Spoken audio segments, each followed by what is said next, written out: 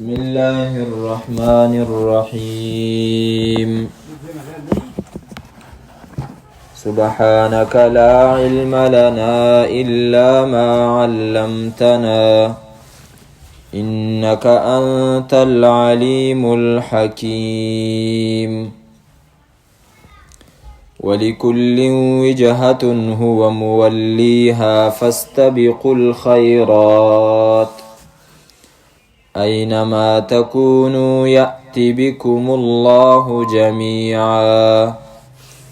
إن الله على كل شيء قدير. سورة البقرة په دویمه حصہ کې مونږ روانو چې پاغي کې د نبی صلی الله علیه وسلم پر رسالت او په پیغمبرۍ باندې د مخالفینو اعتراضونه الله تعالی د هغې جوابونه ذکر کول. په دې نږدې آیاتونو کې د مخالفینو د طرف نه دا اعتراض و چې دا پیغمبر په خپل دین کې شکی دی، کله یو طرف ته مخ کی او مونځ کوي، کله بل طرف ته. که دا په خپل دین کې په حق باندې وی او په یقین وی نو دا به یوې قبلې ته مستقیم او مضبوط پاتې شوی وی. د هغې الله تعالی جوابونه ذکر کول. قل لله المشرق والمغرب، د دنیا هر طرف د الله تعالی دی، چې الله تعالی کم طرف ته د مخ کولو حکم وکي هغه طرف ته د هغه بندگان تابعدار دي چې هغه ومني. او دویم دا د الله تعالی د طرف نه امتحان دی په هغه خلکو باندې چې هغې دعوه د تابعدارۍ د پیغمبر کوي. الله تعالی فرمایي چې زه هغو ښکاره کمه دا هغه چانې ښکاره کم چې هغې په پوندو باندې اوړي او دا دین پرېږدي. په دې آیات کریمه کې الله تعالی فرمایي د هر قوم او د هر امت ځان له یوه قبله او ستاسو قبله چې دی نو هغه دغه کعبه شوله، نو دې طرف ته تاسو مخ کوئ او د دې په منلو کې تاسو د نورو نه مخکې شئ او دا تسلیم کوئ.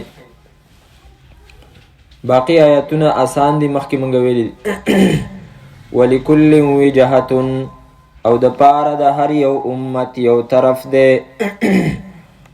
هو مولیها، چې هغه مخ ګرځونکی دی هغې ته. فاستبقوا الخیرات، پس تاسو مخکې والی وکئ د یو بل نه نیکو ته. علماء کرام فرمای خیرات نه مراد خیر هر نیک عمل تی مراد دی. دلته مناسب دا دی چې تاسو د قبلې په منلو کې چې دی نو د یو بل نه مخکې شئ او په دې کې تاسو شک مه کوئ. فاستبقوا الخیرات، مخکې والی وکئ تاسو د یو بل نه نیکو ته. علماء کرامو د دې آیت کریمه د لاندې بیا یو بحث کړی دی چې په منځونو کې منځ په اول وخت کې چې دی نو کول پکار دي او که نه په آخر کې.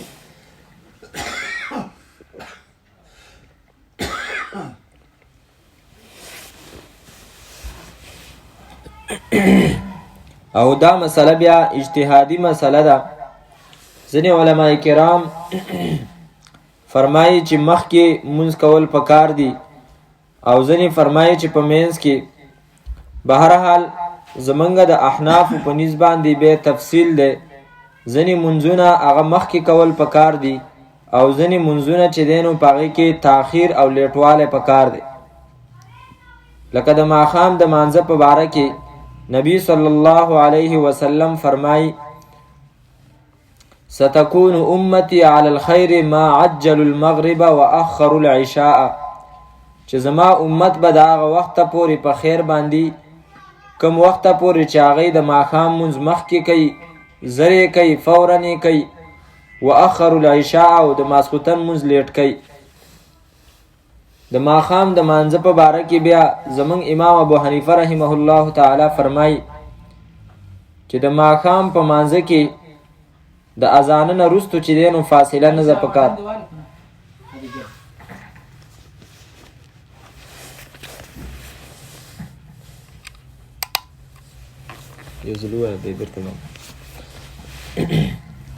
نو زمونږ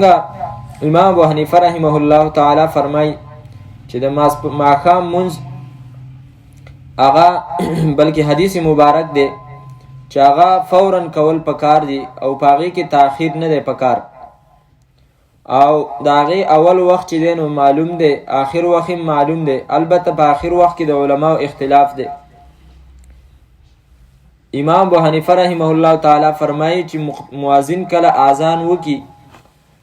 نو د مؤذن د اذان نه د اقامت مسلې ته د راتلو پورې چې څومره وخت دی بس دغه وخت دی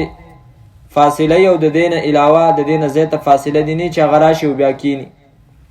البته که یو ځای داسې دی چې په هغې کې د خلکو په راجمع کېدلو کې وخت نو 2-3 منټه که چېرته تاخیر وشي نو په هغې کې بیا اجازت دی. دومره علما کرام اجازت ورکوي لکه د روژې چې څنګه علما کرام اجازت ورکوي چې روژه ماته وکړي 10-15 منټه خو هغه د ضرورت د وجې نه، ځکه چې چا خوراک نه کړی نو د هغې د وجې نه توجه د هغه ټوله په مانځه کې بیا د مانځه نه د خوراک نو دې وجې نه هلته تاخیر کولی شي، خو د هغې نه علاوه بلا عذره بیا تاخیر او لیټوالی پکې نه دی پکار. او د ماسخوتن د مانځه په باره کې علما کرام فرمایي چې ثلث اللیل یعنی د شپې د 3مې حصې پورې چې شپه په 3 حصو باندې تقسیمه کړي، اولنۍ چې کومه ده نو هغې پورې لیټ کول هغه مستحب دي، او آخره پورې چې کوم دی نو بیا د نصف اللیل نیمې شپې پورې بیا دا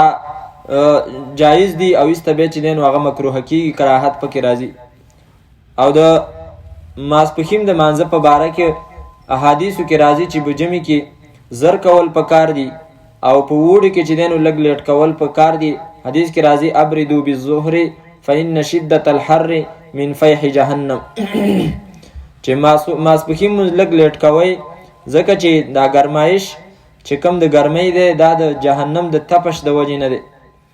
نو تاسو چې دی نو مونځ لږ لیټ کوئ چې سوری لږ اوږد شي او ګرمایش لږ کم شي، او په جمع کې زر کول پکار دي. او د سحر د مانځه په باره کې خو حدیث مبارک کې راځي، نبی صلی الله علیه وسلم فرمای اسفروا بالصبح فانه اعظم للاجر.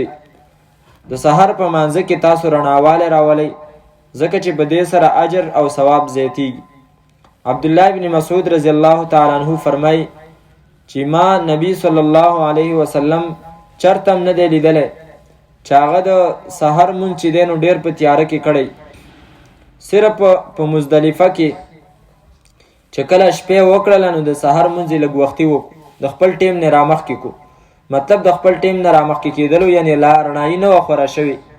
او هغو چې کوم دی نو د سحر مونځ وکړو. او هغې وجه دا وه چې وروسته بیا چې کوم دی نو جمرات ویشتلو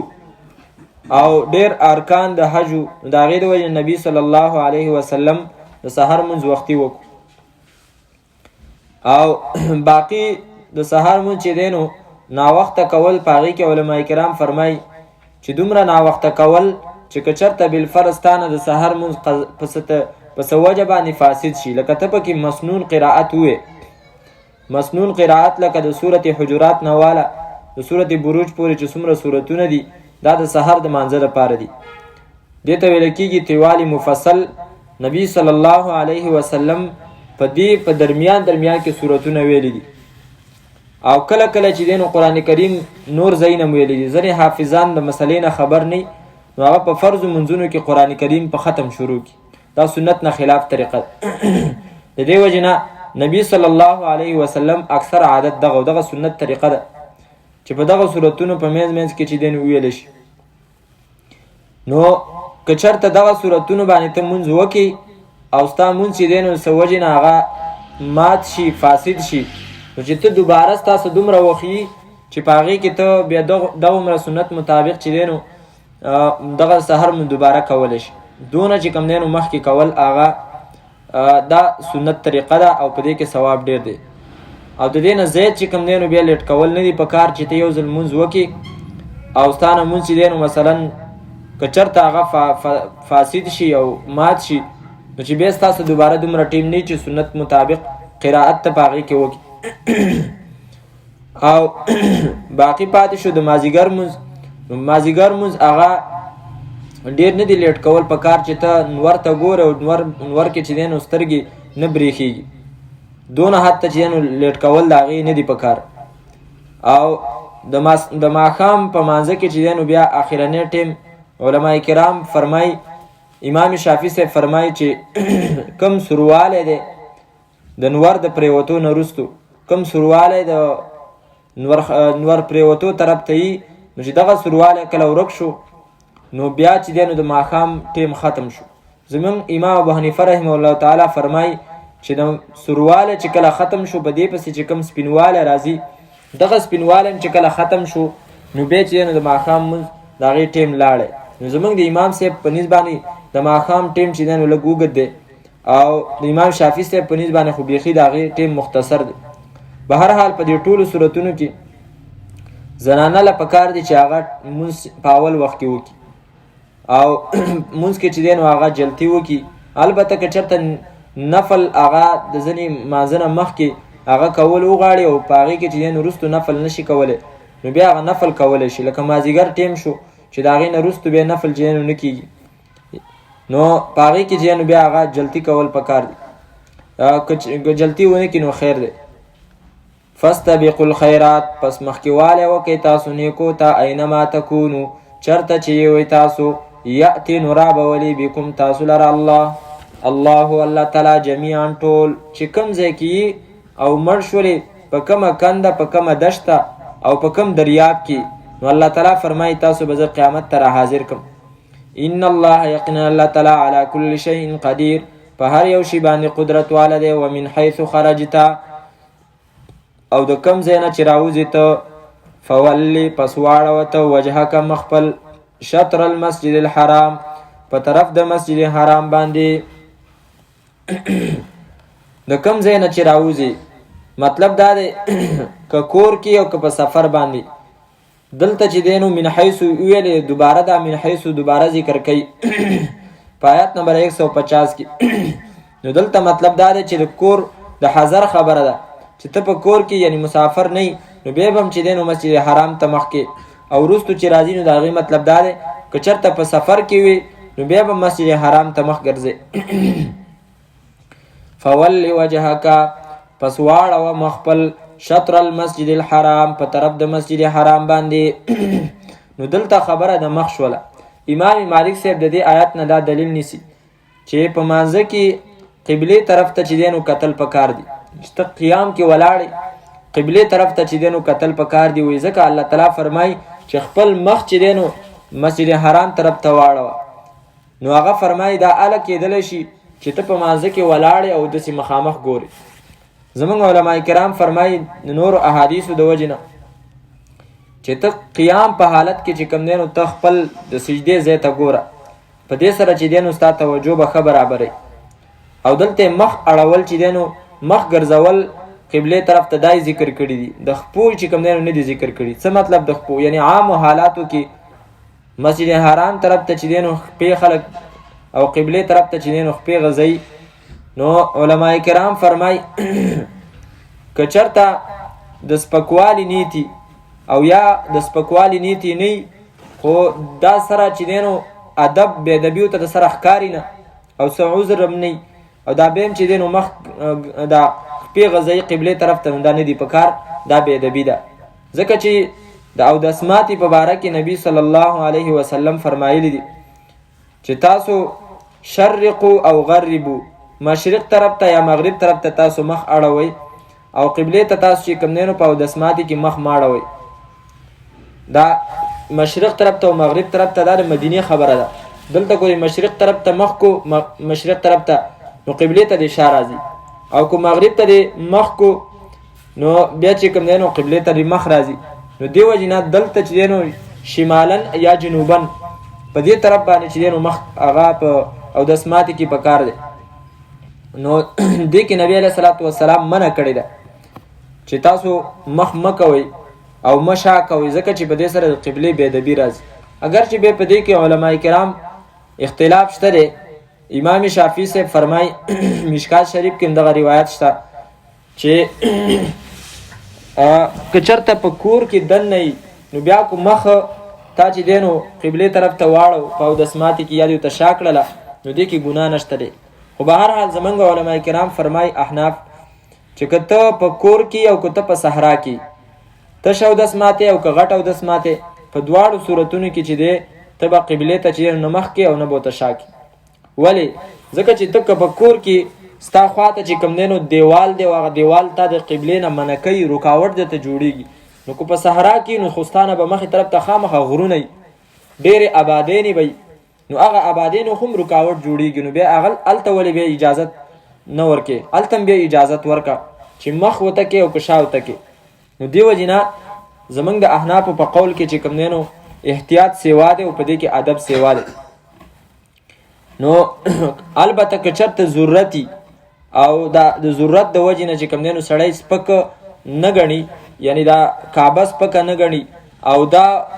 وتښکاري چېرې دا خو بې ادبي ده او بیا مخ واړی نو بیا امید ده چې ګناه به پکې نه وي ګناه به پکې نه وي. خو دومره ده چې بیا هم احتیاط دا ده چې کوشش وکړه او دا احترام په زړه کې وساته او ادب خیال وساته چې په دې باندې عمل وشي چې بې ادبي چېرته رانشي. فولی پس واړوته وجهک مخپل شطر المسجد الحرام په طرف د مسجد حرام باندې و انه یقینا دا او مسجد حرام یا دا اوختل مسجد حرام تعالی الحق خامخا حق دی من ربک د طرف د ربستانه وما الله نه الله تعالی بغافلنا خبر عما دا سن تعملون چې تاسو یې کوي. نو بار بار دا حکم د قبله چې دین الله تعالی ور کوي لکه په دې آیات کې بیا راځي ومن حيث خرجت. علماء کرام فرمایي دا په اسلام کې اولنۍ چې دین نسخه و اولنۍ حکم چې هغه منسوخ کېدو. نو د دې د وجې نه یو خو د مخالفینو د طرف نه اعتراضونه زیاتو چې څومره اعتراضونه او دغومره الله تعالی بار بار حکم کوي چې تاسو دې طرف ته چې دین مخ واړوئ. دویم دا چې د مسلمانانو په زړونو کې د ګمراه کېدو خطر او شبهه و شکوک پیدا کېدل شکونه نو الله تعالی بار بار حکم کوي چې تاسو مسجد حرام ته مخ واړوئ او د هغې حکمتونه هم ذکر کوي چې ولې تاسو مخ واړوئ. لکه درې ځلې حکمونه کړي دي په دې نږدې آیاتونو کې ومن حیث خرجت فولي دلته یې ویلو مخکې یې ویلو فولي وجهک شطر المسجد الحرام. نو ځینې علما کرام فرمایي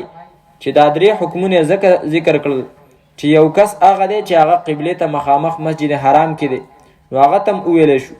چې ته قبله ته مخ کا کعبې ته مخ کا. او دویم هغه دی چې هغه په مکه مکرمه کې دی نو هغه ته هم حکم وشو فولي تم چې دی نو کعبې ته مخ واړو.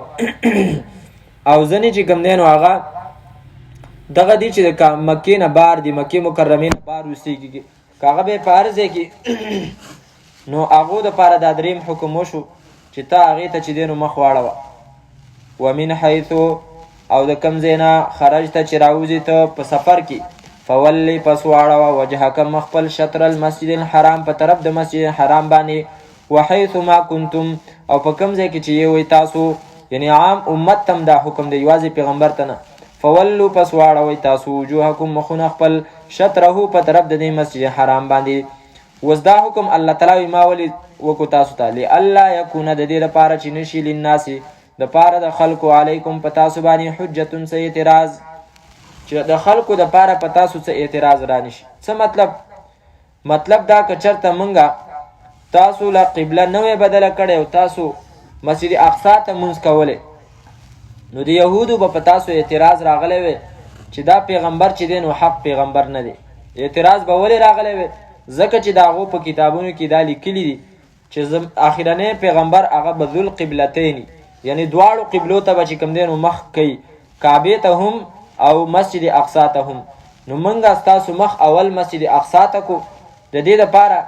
چې په هغې باندې عمل راشي. نو که چېرته دغه عمل په هغې باندې داسې مستقل همیشه پاتې شوی وی بیا هم د باندې اعتراض راتلو چې تاسو خو هغه نه وی هغه پیغمبر ته نه چې کوم آخري پیغمبر دی، ځکه چې تا خو مکې مکرمې ته کعبې ته چې دی نو مخ وانړو. نو دې وجې نه الله تعالی فرمایي چې ما ستاسو مخ چې دی نو واړو. لئلا یکونه د دې دپاره چې نشي للناس د خلکو دپاره علیکم په تاسو باندې حجتون څه اعتراض الا الذین مگر هغه کسان ظلمو چې ظلم یې کړی دی منهم د دی نه، یعنې چې کوم زدین دي هغوی به بیا هم چې دی نو په تاسو باندې اعتراض کوي او د هغو اعتراض چې دی نو نه ختمیږي. نو فلا تخشوهم مه یېرېږئ تاسو د هغو نه زما د حکم په پوره کولو کې، واخشوني او ویرېږئ زما نه د هغو په خلاف ورزي کولو کې، په حکمونو پوره کولو کې الله تعالی وایي تاسو زما نه ویرېږئ او د خلکو نه چې دی نو تاسو مه یېرېږئ. علماء کرام فرمای روح المعانی امام آلوسی سے فرمای چې دا آیت دلیل دی په دې خبره باندې چې تقیه په اسلام کې حرامه ده. وزا تقیه څه شی دی؟ تقیه د شیعهګانو په دین کې یو داسې جز دی چې څوک په هغې باندې عمل نه کوي نو هغوی وایي لا دین لمن لا تقیة له، د هغه کس دین د سره پوره کیدی نشي چې څوک په تقیه عمل نه کوي. او تقیه دې ته ویلی کېږي چې ته په یو ځای کې او تا ته پته ولګي چې دا خلک زمانه چې دی نو خلاف دی، نو ته د هغو سره په وینا کې موافقت او برابرۍ وکړي یا ته د هغو سره چې دی نو په اعمالو کې برابرۍ وکړي، نو دې ته ویلی کېږي تقیه. او دی وایي چې حضرت علی رضی الله تعالی عنه تقیه کړې وه او د حضرت ابوبکر صدیق رضی الله تعالی عنه په لاس باندې چې دی نو بیعت کړی و. حالانکه وایي د خلافت حق چې دی نو هغه د ابوبکر نه و رضی الله عنه، وی دا حق چې دی نو د حضرت علی و. خو ولې اوس حضرت علی بیعت کړی و؟ وایي ځکه چې هغه تقیه کوله چې د دې لپاره چې هسې ما ته تکلیف د دې لپاره چې څه تکلیف راته راونه رسي. خو به هر حال د هغو دا خبره غلطه ده. ولې حضرت علی رضی الله تعالی عنه 6 میاشتې چې کوم دی نو بیعت نه و کړی او 6 میاشتو پورې هغه ته چا څه نه ویلي. نو که چېرته د هغه تقیه کولی نو دا 6 میاشتې بیا چې کوم دی نو حالانکه خبره اوله کې چې دی نو سخته وه چې د خلکو نه چې کوم دی نو بیعتونه اخیستل په هغه وخت کې خبره سخته وه چې چا بیعت نه کو نو هغه چې دی نو هغه ته سزا وه. نو وروسته خو بیا چې کوم دی نو ټولو خلکو بیعت کړی و، امام یې منلی و. د حضرت علی رضی الله تعالی عنه په بیعت نه کولو باندې څه مسله نه وه ځکه چې هغه ته هېڅ خطره نه وه. خطره په اول کې وه خو چې په اول کې حضرت علی ته چا څه ونه ویلي د حضرت ابوبکر سره په بیعت نه کولو باندې نو وروسته مو ته خطره نه وه. نو چې وروسته بیعت وکړو دا بلکل په خپله خوښه وکړو، دا تقیه نه وه. که تقیه وی نو اوله کې به تقیه کړې وی. نو هغوی د دې وجې نه شیعهګانو باندې به چرته هم اعتماد نه کوئ چې کوم ځای کې هم ستاسو دا شک پیدا شي چېرې دا شیعه دی یا یقین ته خبره ولویږي نو هغه به بیا خامخا ستاسو په مخ کې داسې وایي. دا پکې ډېر کم کوزي چې هغه چېرته په ښکاره باندې صحابو ته چې دی نو کنځلې وکړي یا ردې بدې ووایي یا په زمین په یو باندې پېښ شوی ول په ټیکسي کې حضرت عمر ته کنځلې وکړي ول بیا چې کوشو کرایمې موله ورنه کوي او څو څوکه مې ووالو. نو داسې پکې ډېر کم کوزي هغوی د خپل وس و د هغو عقاید ورو ورو ښکاره کېږي. وس وایي دا قرآن کریم چې کوم دی نو دا په دې کې تحریف شوی دی. د نن سبا غټه فتنه ده دا شیعهګان قرآن کریم هغوی نه مني بلکې د قرآن کریم عجیبه خبره ده د قرآن کریم په هغو کې به یو قسم داسې نه چې هغه حافظي. بس دا د الله تعالی قانون دی چې قرآن کریم سے نفرتي د هغه ذهن کې الله تعالی دا نه کیني. او بل تاسو د شیعهګانو ویډیوګانې وګورئ د هغو تلاوت واورئ هغو به ټول تلاوت داسې کوي لکه چې فارسي ژبه وي. ایاک نعبد و ایاک نستعین غلط وي ټول. او بل طرف ته د سنیانو ماشومان چې هغه نه عربي او نه چې کوم دی نو هغه دومره چې دی نو عمري چې تعلیم یې دومره کړی هغه قرآن کریم دومره ښایسته وي بلکې داسې یو کس چې هغه ژبه د هغه نښلي نو هغه هم قرآن کریم چې کوم دی نو هغه بلکل برابر وایي. موږ سره په طالبګرۍ کې یو د قطر یو ملګری بلوچی و جاسم نوم یو هغه جاسم به ژبه چې کوم دی نو بلکل نه ختله او چې خبرې به کولې نو ډېر تکلیف به وته. خو چې هغه به کله تلاوت کو چې نظم به ویلو اواز یې ښایسته چې نظم به ویلو بیا به هم ژبه نښتله. خو چې تلاوت به کو به چې نو جبه نن ختله. دا د قرآن کریم معجزه ده، کله کله ښکاره کوي. زمونږ سه یو بل ملګری و عادل نوم او هغه عادل به جبن ختله د پنجپیر دی، او هغه به چې کله جمع کوله نو په جمع کې به قرآن کریم باندې به جبنن ختل. ځینې خلک د هغو په قرآن کریم باندې جبن خلی، خو مطلب دا دی چې دا معجزه ده د قرآن کریم. دغه شیعهګان قرآن کریم چې نو بالکل ګډ وډ وای، او هغه وی چې موږ تقیه کوو. یو تقیه ده، یو اکراه ده، د دواړو کې فرق دی. زمونږ په نسبت باندې په ځینې ځایونو کې یو کس کلمه د کفر ووایي نو هغه ته اجازت ده، خو هغه په داسې ځای کې چې هغه ته خطره د دې خبرې چې یاره ما به چې کوم دی نو مجبوره کي قتل ته او زه به مړ شم، او یا به چې کوم دی نو زما اندامونه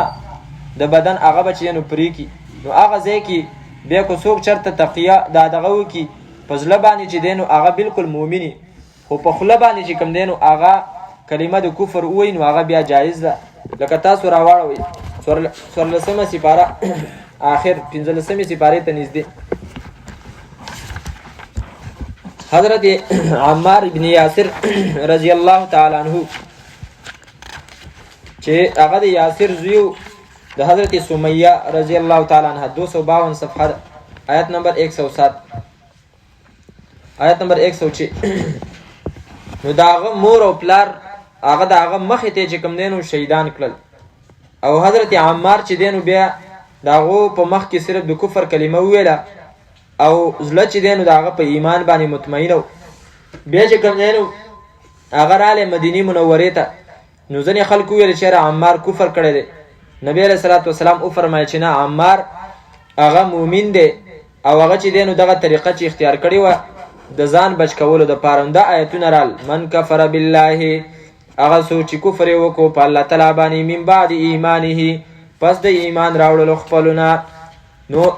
د لپاره الله تعالی وروسته چې کوم دینو څه کوي سزا ذکر کوي چې فعليهم غضب من الله، په داسې سړي باندې د الله غضب دی چې ایمان یې راوړی او بیا کافر شو. هغه کس الا من، مگر هغه کس اکرهه چې هغه مجبور کړی شو، قلبه په داسې حال کې چې زړه داغه مطمئن بالایمان، په ایمان باندې، نو دې کس باندې چې دینو څه د الله تعالی د طرف نه غضب نشته. دا الا سره دې دا راويستو چې دا په دې کې نه دی داخل. خو چې څوک دسی چې هغه نه چا مجبور کړی دی یا چا مجبور کو او ویل چې را بس ایمان یا دی ایمان یو یا دی نه، لکه ځینې خلک د دې نه یورپی ملکونو ته لاړ شي او الته چې کم دینو بیا نه پاغو باندې مجبوری چې ته خامخا څه بے حیايي کوه او الته بیا هغه بے پردګي کوي، نو هغه بے پردګۍ ته سینه کولاو کړي. نو الله تعالی فرمایي ولکن من شرح بالکفر صدرا، لیکن هغه څوک چې پرانیزي په کفر سره کفر ته صدرا سینه خپله، فعليهم غضب من الله، پس په دیو باندې د غصه د الله تعالی، ولهم عذاب عظیم، او د دې لپاره عذاب دی لوی. نو دواړه حکمونه جدا دي. شیعهګان دا خبره چې دینو په عامو حالاتو کې کوي چې بس د یو کس نه صرف ته دونه پوه شي چې دلته د اتارټي او د چې کم دینو زور دی او بس دا هغه سره چې دینو ته ځان برابر کی، یا دا هغه نه خپل فائدې حاصله، نو دا هغه د پر خپل عقیده پرې دی او دا هغه خبره وکي، یا دا هغه د وجې نه چې کم دینو شیعهګان خو بیا منځونه مستقل پرې دي، د دې چې دینو په شریعت کې اجازت نشته. ولی اتم او د دې لپاره چې زه پوره کم نعمت خپل علیکم په تاسو باندې، ولعلکم د دې لپاره چې تاسو تهتدون روان شي په سم لار باندې، کما ارسلنا فیکم لکه څنګه چې لېږلی و موږ فیکم په تاسو کې، لېږلی دی په تاسو کې رسولا داسې پیغمبر منکم چې هغه ستاسو د جنس نه دی یعنی بشر دی، او د هغه ذمهواری یو یتلو چې لولي به علیکم په تاسو باندې آیاتنا آیتونه زمونږه د قرآن کریم آیتونه د دې الفاظ خودل دا د پیغمبر ذمہواری و او دا هغه ډیوټي و. او دویم ويزکیکم او پاکی تاسو لره او پاکی تاسو لره د بدو اخلاقنا، ويزکیکم من رذائل الاخلاق، د بدو اخلاقنا تاسو چې کوم دینو هغه پاکی. او مخکې موږ دا ویلو امام رازی صاحب فرمایي چې د پیغمبر د پاره د خلکو د زړونو په بدلولو باندې څه طاقت خو نو بیا څنګه الله تعالی فرمایي چې تاسو به پاکی د بدو اخلاقنا، نو هغه بیرته جواب ذکر کړی دی چې د دې مطلب دا دی چې دیو ته به ترغیب ورکوي د نیکو اعمالو، د ګناهونو نه به د دیو چې کوم دینو نفرت پیدا کوي. ويعلمکم الکتاب او ښایي تاسو ته به کتاب، د کتاب ښودل د آیتونو د ښودلو نه وروستو، د آیتونو د تلاوت نه وروستو د دې مطلب دا دی چې د دې کتاب معنا او مقصد به تاسو ته بیانوي، لکه څنګه چې موږ ناست یو او د خپل وس مطابق دا کوو. ویعلمکم الکتاب او ښایي به تاسو ته کتاب والحکمت او سنت. مخکې دا ویلي چې کله د کتاب نه وروستو حکمت راشي نو د هغې نه مراد سنت دی. مطلب تاسو ته به د الله تعالی کتاب درښایي او سنت به درته درښایي. نو سنت د نبی صلی الله علیه وسلم هغه احادیث مبارکه دي. ویعلمکم او ښایي تاسو ته ما هغه څه لم تکونو تعلمون چې تاسو په هغې باندې نه وئ پوهه. نو د دې نه مراد هغه احکامات د قرآن کریم او د شریعت احکامات دي. دا نه چې ستاسو سره یو علم نو چې هغه د غیب علم دی او هغه چې دی نو نبی علیه صلات وسلام تاسو ته درښایي چې د غیب علم نبی علیه صلات وسلام موږ ته راښایي. نو ډېر داسې خبرې دي چې هغه موږ ته نبی علیه صلات وسلام نه دي ښودلي. حالانکه د نبی صلی الله علیه وسلم په باره کې الله تعالی فرمایي وما هو علی الغیب بظنین، په غیب باندې چې کوم دی نو هغه بخل کوونکی نه دی. نو چې په غیب باندې بخل کوونکی نه دی نو ډېرې خبرې داسې دي چې هغه پیغمبر موږ ته نه دي ښودلي. نو هغه ولې نه دي ښودلي؟ حالانکه الله خو چې دا خو الله تعالی خو فرمایي چې نبی علیه صلات وسلام بخل نه کوي. نو چې بخل نه کوي به یې نه دي ښودلي نو وجه څه وه؟ وجه دا وه چې هغه ته الله نه دي ښودلي. ویعلمکم او ښایي تاسو ته ما هغه څه لم تکونو چې نه وئ تاسو تعلمون چې پوهېدلی په هغې باندې. فذکروني پس یادوئ تاسو ما لره په تابعدارۍ سره. اذکرکم زه به یادوم تاسو لره په نعمتونو سره، یا تاسو ما یادوئ په تابعدارۍ سره. اذکرکم زه به یادوم تاسو لره په درکولو د جنت سره، په پوره کولو د وعدو خپلو سره چې هغه دا د من عمل صالحا من ذکر او انثى وهو مؤمن فلنحیینه حیاتا طیبه، چې څوک په دې ژوند کې په ښې طریقې سره نیک اعمال وکړي الله وایي زه به هغه له چې دی نو ښایسته ژوند ورکوم. او ښایسته ژوند نه مراد هغه د سکون ژوند دی. فذکروني پس یادوئ تاسو ما لره. په دې کې ذکر هم رالی چې ته د الله تعالی ذکر کې. حدیث مبارک کې راځي چې کله یو کس ما په خپل زړه کې یادوي الله وایي زه په خپل زړه کې یادوم. او چې کله ما څوک چې کوم دی نو په یو مجلس کې یادوي الله تعالی فرمایي زه هغه چې کوم دی نو د دغه مجلس نه غوره د فرشتو په مجلس کې یادوم. او کله چې یو کس ما ته متوجه شي او هغه زما طرف ته یو لویش برابر راځي نو زه یو ګز برابر هغه ته چې دی نو ځم. او چې هغه ما ته یو ګز راځي نو زه د هغې نه زیات یوه وزه چې کوم دی نو هغه طرف ته ورځم. او څوک چې زما طرف ته راځي مشین په پیدل په قلاره اتیته هر ولتن، زه هغه طرف ته چې دی نو په منډه ورځم. د دې حدیث الفاظ په ظاهره کې متشابه دي. د الله تعالی راتلل د دې څه مطلب دی؟ علما کرام فرمایي چې د الله تعالی د راتللو مطلب د الله رحمت دی. چې څوک ما ته په دې طریقه باندې راځي نو زما رحمت هغه ته ډېر زر په منډه باندې چې دی نو ورځي. نو په دې کې د ذکر چې دی نو هغه فضیلت دی. وشکروا لی او شکر وباسئ تاسو زما ولا تکفرون او ناشکري مه کوئ تاسو زما. وشکروا لی شکریه ادا کوئ. شکر د نعمت په دې باندې الله تعالی چې دی نو د نعمت د سیوا کولو لوز کړی دی. هغه آیات بار بار موږ راړولی د سورت ابراهیم غالبا آیت نمبر 13 چې لئن شکرتم لازیدنکم ولئن کفرتم ان عذابی لشدید. یا ایها الذین آمنوا دا یو آیات مخکې خبره ذکر شوله د شکر چې تاسو د الله تعالی شکریه ادا کړئ. نو شکریه په څه باندې؟ په نعمتونو باندې. نو په انسان باندې دوه حالات راځي، یو حالت د نعمتونو او بل حالت د مشکلاتو. نو الله تعالی فرمایي چې په مشکلاتو کې بیا چې دی نو صبر کوه. یا ایها الذین آمنو ای هغه کسانو چې ایمان یې راوړی استعینوا مدد حاصل کړئ تاسو به صبر په صبر کولو سره او صلات او په مانځه سره. ان الله یقینا الله تعالی مع الصابرین دا هغه چا سره دی چې هغې دی صبر کوونکي. صبر چې کوم دی نو دا په دین کې زموږ استاد محترم ویسا شیخ صاحب به فرمایل چې صبر الصبر من الایمان بمنزله الرأس من الجسد، چې صبر په ایمان کې داسې مقام او مرتبه لري لکه څنګه چې په ټول بدن کې سر کم حیثیت او مرتبه لري. قرآن کریم کې بېشمار آیتونه د صبر په باره کې راغلي دي چې خپلو پیغمبرانو ته الله تعالی چې دی نو دا حکم کړی دی چې تاسو به صبر کوئ. مخکې د صبر په باره کې څه مختصر خبرې مونږ کړې وي. صبر چې کوم دی نو دا په 3 قسمه باندې صبر ویل کېږي. څه ته؟ امام راغب اصفهاني صاحب لیکي الصبر هو الامساک عند الضيق. صبر چې دی نو ځان ټینګول دي په تنګۍ او په مشکل کې، په سخت وخت کې ځان کلکول او ځان ټینګول، دې ته چې دی نو صبر ویل کېږي. صبر په 3 قسمه باندې دی، خو خلک صرف یو قسم صبر ته چې دی نو صبر وایي. نن سبا چې کوم 2 بنیادي د صبر قسمونه دي نو هغې باندې خلک عمل نه کوي. یو صبر خدا دی چې کوم ته عام خلک صبر وایي. څه مشکل چې دی نو رالی، مثلا ستا د خاندان نه چې دی نو څوک وفات شو، یا مثلا مال جیداد چې دی نو هغه ضایع شو، نو دې ته چې کوم دی دې باندې صبر کول چېرې دا د الله تعالی د طرف نه زما دپاره لیکلی شوي، نو دا یو قسم د صبر دا دی. خو دا صبر چې کوم دی نو هغه مشکل دی، خو لکه د نورو د دې دواړو قسمونو د صبر په نسبت باندې هغه چې دی نو آسان دی. دویم قسم د صبر هغې ته ویلی کېږي صبر په تابعدارۍ د الله تعالی باندې، په پوره کولو د حکمونو باندې. دا صبر چې کوم دی نو مشکل دی. لکه مثلا تا ته الله تعالی دا حکم کړی دی سحر مانځه ته پاڅه،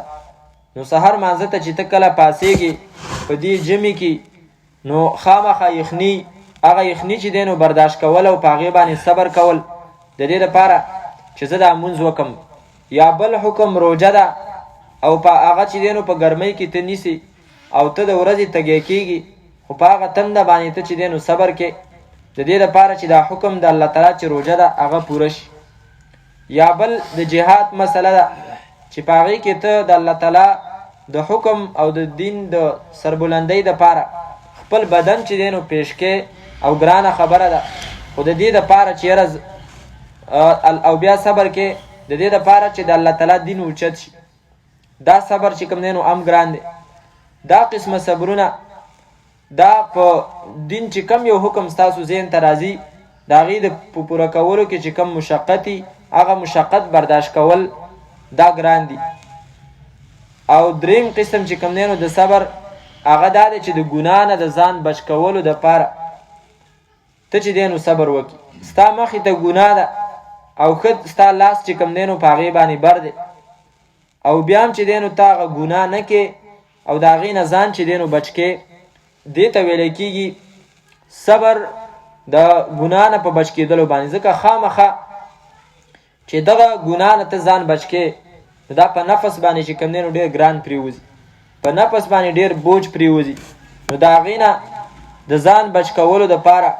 په نفس باندې تکلیف دی، هغه صبر ته کې او هغه تکلیف ته برداشت کې، د هغه ګناه نه ځان ساتي،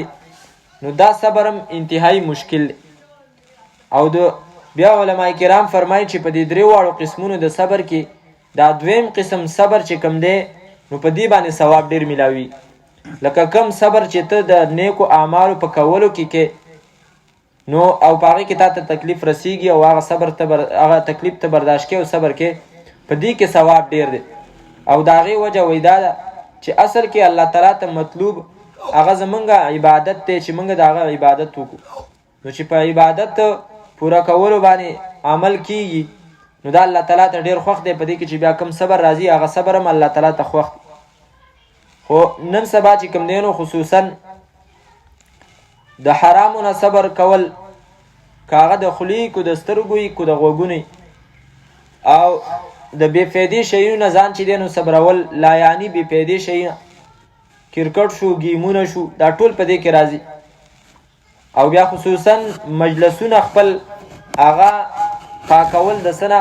په هغې کې دا صبر کول چېرې په دې کې د چا غیبت ونه شي. او غیبت چې کوم دی نو عجیبه ګناه ده، په هغې کې اکثر زمونږ مجلسونه چې دی نو هغه په غیبت باندې ککړي. حالانکه حدیث مبارک کې راځي، نبی صلی الله حضرت جابر ابن عبدالله رضی الله تعالی عنہ فرمایي چې موږ د نبی علیه الصلاة والسلام سره ناستو او یو بوی چې کوم دی نو خور شو او بدبویي راله. نبی صلی الله علیه وسلم او فرمایل تدرون ما هذه الريح، تاسو ته پته دا بدبویي د څه شي ده؟ نو بیا نبی علیه الصلاة والسلام په خپله او فرمایل هذه ريح الذین یغتابون الناس، دا د هغه خلکو د خلو بدبویي ده چې کوم خلک چې کوم دی نو د خلکو غیبت کوي او دغه رنګې هره ګناه په هغې باندې چې کوم دی نو د هغې یوه بدبویي خو دا په هغه جهان کې به بیا دغه نیک اعمال چې دلته موږ ته صرف هغه ښکته کېدل پورته کېدل یا یو عمل راته ښکاري خو د دې باقاعده حسي شکل به هلته بیا موږ ته ښکاري لکه اعمال به تللی کېږي قرآن کریم به ستا ملګری په قبر کې صورت ملک به چې کوم دی نو ستا دفاع کوي دا ټول هغه د اعمالو حسي شکلونه دي چې هغه به موږ ته ښکاري خو کله چې کوم دی نو په دنیا کې د هغې هغه حسي شکلونه الله تعالی د معجزې په طور باندې نبی صلی الله علیه وسلم ته ښودلي لکه په دغه واقعه کې دا د غیبت هغه بدبویي او بل حدیث کې راځي اذا کذب العبد تباعد عنه الملك میلا من نتن ما جاء به چې کله یو کس ګناه کوي دا دروغ وای نو د هغه سره چې کومه فرشته په ولي باندې ناسته ده د ګناهونو د لیکلو دپاره هغه د ده نه یو میل چې کوم دی نو لرې ځي وایي ځکه چې د ده د دې خولې نه د دې دروغو د وجې نه بدبویي راځي او خصوصا غیبت کې چې کوم دی نو نفس ته لذت او خوند هم دی خو دغه لذت او خوند پرېښودل او په نفس باندې خپه کېښودل او غیبت نه بچ کېدل او د غیبت خبره ځکه کوم چې په دې کې زمونږ ټول ګناهونه چې دی نو نیک اعمال زمونږ تباه کېږي ټول نیک اعمال ځکه په دې کې تحفه لیږل دي بل کس ته د خپلو نیکو اعمالو حسن بصري صاحب په باره کې راځي چې یو کس ته هغه ته یو کس وویلې چې پلان کې هغه ستا غیبت کوي او تا پسې خبرې کوي وایي هغه یو پلیټ د کجورو نه ډک و او هغه ته یې ورولېږو او ورته ویې چې ما ته دا پته لګېدلې ده چې تا خپلې نیکۍ ما ته په تحفه کې رالیږلي دي او زه غریب سړی یم ستا د دغه نیکو چې کوم دی نو زه بدله تاله نشم درکولی خو بس دا لږې کجورې دي دا پکې قبولې کړه نو دا چې دی نو د هغو یقین و چې یاره موږ ته ما ته چې کوم دی نو خپلې نیکۍ راولېږي نو هسې نه چې یو کس ګناهونه کوي په دې نیت باندې چې یاره زه به خلک به زما غیبت کوي او زه به چې کوم دی نو د خلکو هغه ټول نیک اعمال به ما ته راځي دا خو ځان نه چې د الله تعالی سره جنگ دی نو د دغې نه ځان بچ کول حدیث مبارک کې راځي حضرت معیز اسلمی رضی الله عنه نه زنا شوی و نبی صلی الله علیه وسلم خواله رالی او وی ویلې چې د الله پیغمبره ما نه داسې چې دی نو ګناه شوې ده نبی علیه السلام ته یو طرف ته بل طرف ته مخ واړو دوه درې پیرې څلور پنځه پیرې پنځمه پیرې ورته وویلې تپوس یې ترې وکړو چې دا ګناه ته پیژنې دا څه ګناه ده هغه ویل پیژنه مې کړې دي دا او کړې مې ده بیا ورته وفرمایل څه غواړې نو هغه ویل اریدو ان تطهرني زما دا اراده ده چې د دې ګناه سزا ما ته په دنیا کې میلاو شي او زه د دې د ګناه نه چې دی نو پاک شم نو او صحابه دومره عجیبه صحابه کرام چې بیا هم دا شیعګان خبیثان په هغو پسې چې دی نو ردې بدې وایي داسې یو کس د هغه ایمان ته تاسو سوچ وکئ چې بار بار نبی صلی الله علیه وسلم د هغه نه مخ اړی او هغه دا ټول پیغور د دنیا شرم ده او دا سزا په کاڼو باندې ځان چې کوم دی نو هغه ویشتل دا هر څه برداشت کوي خو صرف د دې لپاره چې د آخرت د سزا نه چې زه بچ شم نو دا د ایمان اعلی مرتبه ده نبی صلی الله علیه وسلم بیا په هغه باندې چې کوم دی نو حکم جاری کو د رجم او هغه وفات شو مړ شو نبی صلی الله علیه وسلم په لاره روان دی دوه کسان وي یو بل ته ویلي دې سړي ته وګوره الله پې پرده راچلې وه او د ده نفس چې کوم دی نو دا پرې نه خوستو حتی رجم رجم الکلب تر دې چې داسې په کاڼو ویشتلی شو لکه څنګه چې خلک سپی په کاڼو ولي نبی صلی الله علیه وسلم دا خبره واورېده خو څه ورته ونه ویل لږ مخکې لاړل یو خر چې دی نو هغه پروت نبی صلی الله علیه وسلم هغه راوغوښتل انزلا فکلا من جیفة هذا الحمار راشئ تاسو د دې خره د غوښې نه چې کوم دی نو غوښه راوشو کوئ او دا چې دی نو وخوري خر مردار پروت دی هغه حیرانه شو غفر لك الله یا رسول الله او هذا یؤکل آیا دا خوړلی کېږي تا دی الله تعالی معاف کړي نو نبی صلی الله علیه وسلم ته وفرمایل دا اوس چې تاسو د خپل مسلمان ورور غیبت کولو د هغې خوراک د هغه د غوښې خوراک هغه د دې نه هم چې کوم دی نو زیات سخت خوراک دی د دې نه هم چې دی نو زیات سخت خوراک دی نو هغه تاسو ولې خوړل او بیا یې وفرمایل چې هغه چې دی نو انه لینغمس الآن فی انهار الجنه دغه صحابي اوس چې کوم دی نو د جنت په نهرونو کې غوپې وهي بهرحال غیبت چې دی نو ډېره لویه ګناه ده. دغه رنګې بدګماني شوله په یو بل باندې، د یو بل عیبونه لټول، تجسس کول، دا ټول هغه ګناهونه دي چې په کار ده موږ د هغې نه ځان صبر کړو او په دغه تکلیف باندې چې دی نو موږ صبر وکړو چې کم د دې ګناهونو نه په بچ کېدو کې به موږ ته رارسي. خصوصا زنانه د غیبت په ګناه کې چې دی نو اکثر اخته کېږي چې دوه کېني بس خامخا درېیمه بیا د خپې نه نیولې راکاږي. نو زنانو ته هم چې کوم دی نو د دې خصوصا ترغیب دی چې تاسو خپل مجلسونه هغه د داسې قسمه ګناهونو نه چې دی نو وساتئ. او یو حضرت عبدالله ابن عباس رضی الله عنه په باره کې راځي، امام غزالی صاحب چې دی نو الاحیا کې لیکلي چې هغه فرمایي چې کله اذا اردت ان تذکر عیوب صاحبک فذکر عیوبک، چې ته کله دا اراده وکړې چې یاره زه د چا عیبونه ولټومه نو سله د هغه عیبونه لټې، فذکر عیوبک، دا خپل عیبونه ولټوه. او دا اکثر ویل د دې وجې نه کېږي چې د سړي د خپل ځان نه تمه پیدا شي، ځان ورته چې نیک ښکاره شي یا د ځان نه مکمل بې پروا شي، دا بیا د بل سړي چې دی نو هغه عیبونه لټوي او په هغه پسې چې دی نو خبرې کوي. او د دې مختلف صورتونه دي. کله کله یو کس د دیندارۍ په جامه کې د ځینې خلکو غیبت کوي او ښه به ووایي چېرې زه غیبت مې نه دی خوښه او دروغ ویل مې نه دی خوښه او پلانکۍ ګناه مې نه ده خوښه، خو یاره دا پلانکۍ سړی چې دا کار کوي نو یاره دا ښه نه دی. او دا زموږ استاد محترم مفتی شفیع الله صاحب د خال هغو نه ما اورېدلي وو، هغو فرمایل چې دا غیبت دا داسې ګناه ده چې د دې مثال داسې دی چې لکه یو ګاړی په سیده روډ باندې رواني، په موټروی باندې سیده رواني په سپیډ کې، چې څومره سپیډ سیوای ګیرم چې دی نو هغومره سیوای، خو کله چې دته چړایي راشي نو دا به ګیرونه ښکته راچي، حتی دا چې چړایي غټی او اوږدی نو دا ګیر چې دی نو ایک او اول ګیر ته چې دی نو دا راشي. ویل داسې ځینې خلک په مجلس کې د یو کس خبرې شروع کړي نو د هغه صفتونه ذکر کوي، صفتونه ذکر کېږي، ګاډه چې کوم دی نو ښه سیده رواني، حتی دا چې یو ځای ته ورسېږي بیا یاره دا لاکین نه چې کوم دی نو د دې ګیرونه بدل شي، یاره ښه سړی دی خو دا پکې دي دا پکې دي دا پکې دي، بس د هغه ټول هغه چې کوم نیک اعمال یې وله ذکر کړي نو هغه ته دغه شي. حضرت عایشې رضی الله تعالی عنها په باره کې راځي، هغه فرمایي ما نبی صلی الله علیه وسلم ته د حضرت صفیه په باره کې، صفیه رضی الله تعالی عنها د نبی علیه السلام بیبي د قد نه لږه وړه وه، ما ورته وویل حسبک من صفیه کذا و کذا، بس د صفیه تاله دا چې کوم دی نو بس دی چې دومره د قد نه دومره چې کوم دی نو لنډه ده. نبی علیه صلات وسلام ته وفرمایل تا داسې یوه کلمه وویله لو مزجت بماء البحر لمزجته، که چېرته دا د سمندر د اوبو سره یو ځای شي نو د دې خبرې چې کومه ګندګي ده دا به دغه سمندر په اوبو په هغه پاکو ډېرو اوبو باندې به هم دا غالبه شي. نو دې ته موږ وګورو چې د غیبت دومره چې کوم دی نو دغه دی، د یو کس صرف د بدن هغه ډانچم ذکر کول په بدۍ سره دا هم چې کوم دی نو هغه ګناه ده او دومره حد ته رسیږي چې د سمندر اوبه پې چې کوم دی نو دغه کېږي. حدیث کې راځي نبي صلی الله علیه وسلم فرمایي چې که دا ټوله دنیا زمای او په دې خبره باندې چې زه د یو کس پیښې وکړم نو زه دا نه خوښوم چې ټوله دنیا دې صرف ماله څوک په دې خبره باندې راکړي چې زه پلانکي پیښې وکړم. نو د دې وجې نه د غیبت چې کوم دی نو ډېره لویه ګناه ده، پکار ده چې موږ د خپلو نیکو په خپله باندې چې دی نو حفاظت وکړو، بل چاته موږ چې دی نو په خپلې نیکۍ په تحفو کې ونه لیږو،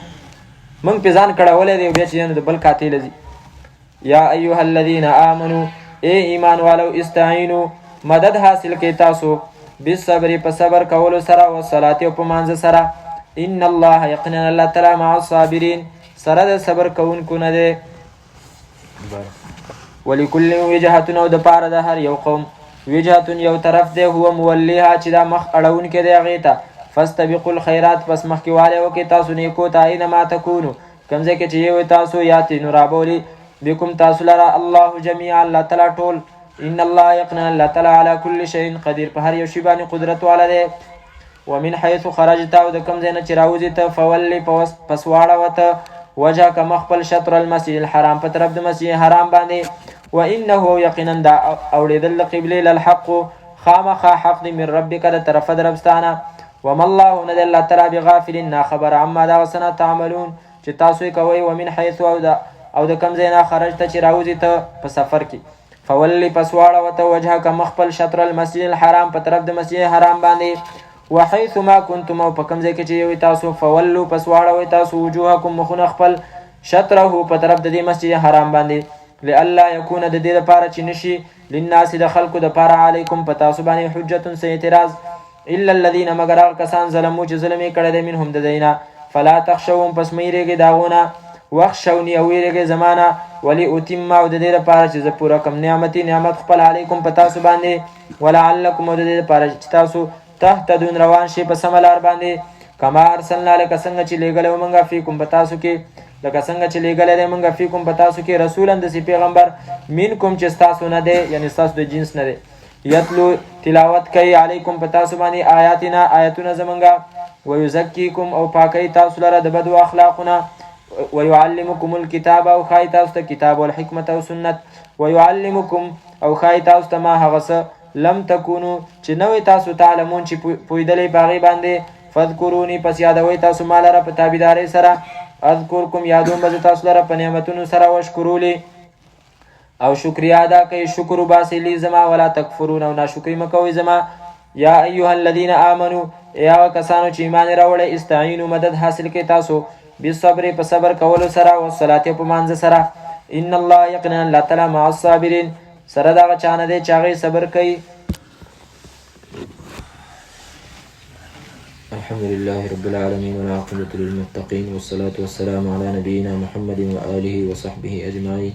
ربنا اغفر لنا ذنوبنا وكفر عنا سيئاتنا وتوفنا مع الأبرار. ربنا اغفر لنا ولإخواننا الذين سبقونا بالإيمان ولا تجعل في قلوبنا غلا للذين آمنوا ربنا إنك رؤوف رحيم. اللهم اشف مرضانا ومرضى المسلمين واغفر لموتانا وموتى المسلمين. اللهم أذهب البأس رب الناس اشف أنت الشافي لا شفاء إلا شفاؤك شفاء لا يغادر سقما يا رب العالمين. اللهم اغفر للمسلمين والمسلمات والمؤمنين والمؤمنات الأحياء منهم والأموات إنك سميع قريب مجيب الدعوات. ربنا تقبل منا إنك أنت السميع العليم وتب علينا إنك أنت التواب الرحيم. وصلى الله تعالى على خير خلقه محمد وآله وصحبه أجمعين برحمتك يا أرحم